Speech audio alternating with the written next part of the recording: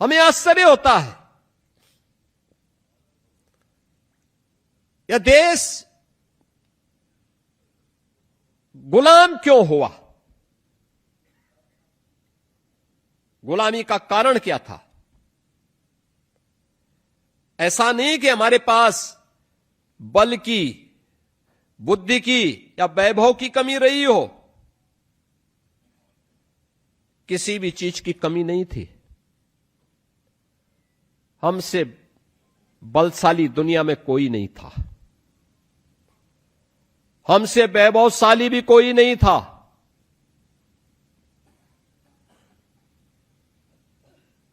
भारत जैसी बुद्धि भी नहीं थी किसी के पास।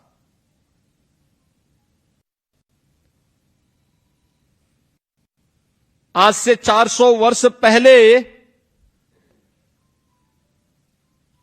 16वीं 17वीं शताब्दी में अगर भारत की अर्थव्यवस्था की तुलना कोई करे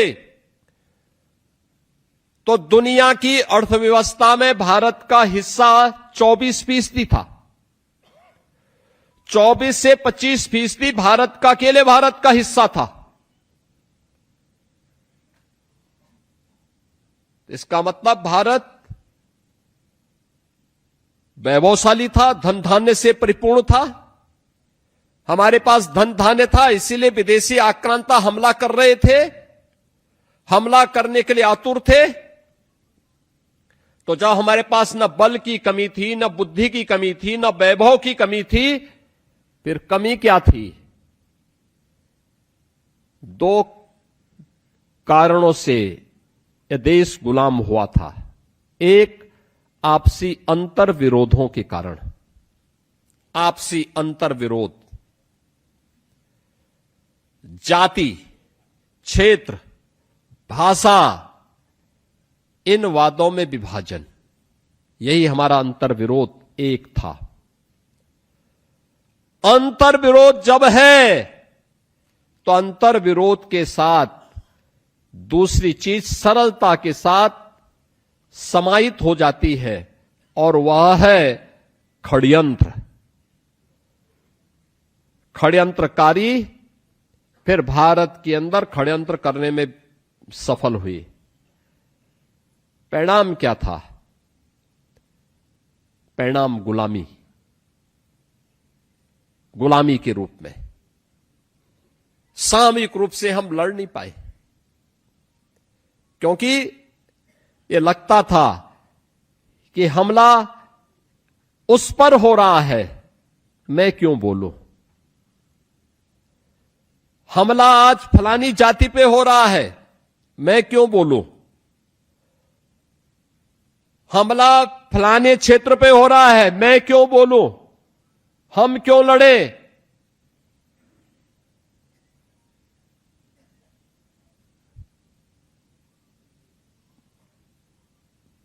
दुष्परिणाम सामने आने ही थे। देश गुलाम हो गया।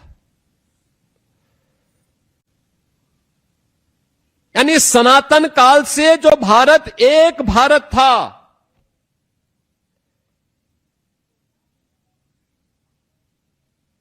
अब भारत टुकड़ों में बढ़ गया। उस भारत के टुकड़े कर दिए गए। 1947 आते आते जिस देश की आजादी के लिए महात्मा गांधी जी ने, लौह पुरुष सरदार वल्लभ भाई पटेल ने, नेताजी सुभाष चंद्र बोस ने, राजगुरु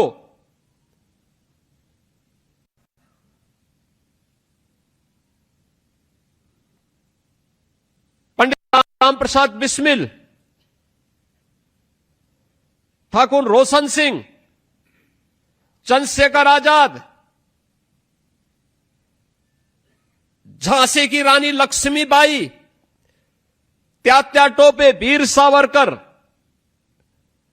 जैसे महापुरुषों ने लड़ाई लड़ी थी। जिस देश में कभी यह मंत्र गूंजा था कि स्वराज मेरा जन्म सिद्ध अधिकार है, हम लेकर के रहेंगे? उस देश की क्या कीमत उसकी हमें चुकानी पड़ी? कौन इसके लिए दोषी था? और कभी उन दोषियों को कटघरे में खड़ा करने के लिए हमने कोई प्रयास प्रारंभ किया? और कभी हमने उनकी वर्तमान पीढ़ी से प्रश्न पूछने का प्रयास किया?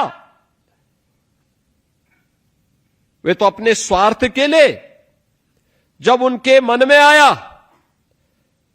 तब देश को क्षेत्र के आधार पर लड़ाते रहे, कभी उत्तर कभी दक्षिण के रूप में, कभी पूरब और कभी पश्चिम के रूप में, कभी हिंदू और सिख के रूप में। उनकी राजनीतिक रोटी सेकी जाती रही, लेकिन कमजोर भारत हुआ। विभाजन की कीमत भारत को चुकानी पड़ी, निर्दोष नागरिकों को चुकानी पड़ी। वह कीमत आज तक भारत चुका रहा है, लगातार चुका रहा है।